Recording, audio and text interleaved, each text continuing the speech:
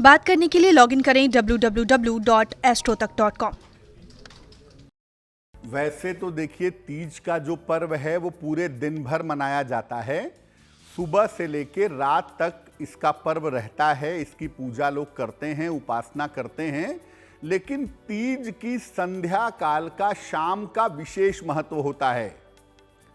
हरियाली तीज की महिमा क्या है, पहले ये जानते हैं। हरियाली तीज मुख्यतः मनचाहा वर पाने की प्राप्ति का पर्व है, या उत्तम वर, उत्तम पति प्राप्त करने का पर्व है। इस दिन महिलाएं, बालिकाएं भगवान शिव और मां पार्वती की पूजा करती हैं। इस दिन महिलाएं प्रदोष काल में श्रृंगार करके अपनी पूजा करती हैं। देखिए, प्रदोष काल का मतलब सूर्यास्त के आसपास का समय होता है, लगभग संध्या काल का समय होता है। सूर्यास्त के 45 मिनट पहले और 45 मिनट बाद का जो समय है वो प्रदोष काल का है। और हरियाली तीज की शाम पर इसी समय का महत्व होता है। तो महिलाएं पूरा श्रृंगार करके, बालिकाएं पूरा श्रृंगार करके भगवान शिव और मां पार्वती की पूजा इसी संध्या काल में, इसी प्रदोष काल में करती हैं। तीज के दिन अगर कोई अविवाहित बालिका, कोई अविवाहित कन्या भगवान शिव और मां पार्वती की पूजा करती है तो विवाह होने में जो भी बाधा आ रही है वो बाधा दूर हो जाती है। मुख्यतः दो तरीके से तीज की पूजा होती है। एक, कुंवारी कन्याएं, अविवाहिता बालिकाएं पूजा करती हैं अच्छा पति प्राप्त करने के लिए, ये मुख्य बात हो गई। और दूसरा, जिन महिलाओं का विवाह हो चुका है वो अच्छे वैवाहिक जीवन के लिए तीज पर भगवान शिव और मां पार्वती की पूजा करती हैं। तो महिलाएं भी ये पूजा करती हैं और बालिकाएं भी पूजा करती हैं, लेकिन मुख्य रूप से ये पर्व अच्छे पति को प्राप्त करने का है, इसलिए बालिकाओं के लिए ये पूजा ज़्यादा महत्वपूर्ण है।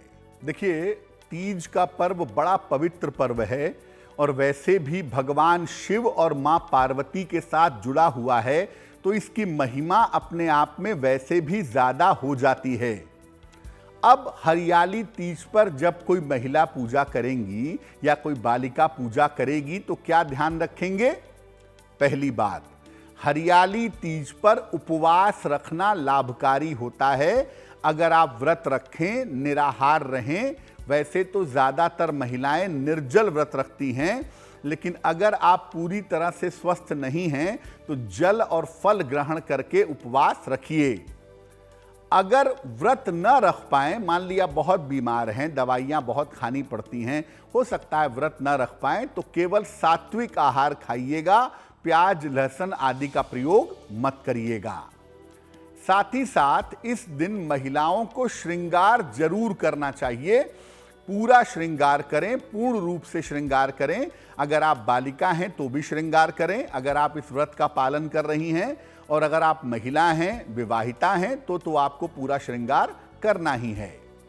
इस दिन मां पार्वती को श्रृंगार की सामग्री जरूर अर्पित करें।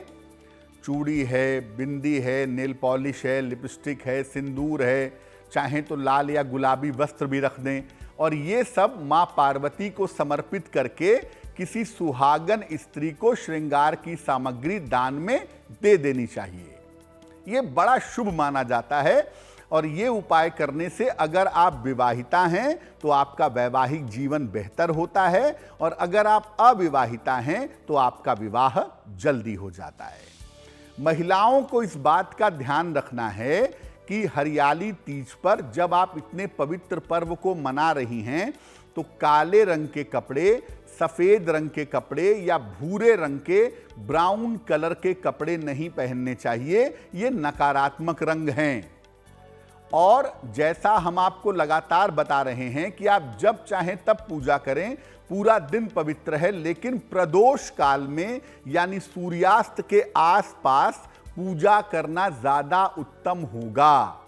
तो जो भी बहन, जो भी माताएं, महिलाएं, बालिकाएं भगवान शिव और मां पार्वती की पूजा करना चाहती हैं, उनसे निवेदन यही है कि अगर वो पूजा प्रदोष काल में करें तो इसके परिणाम ज्यादा शुभ होंगे।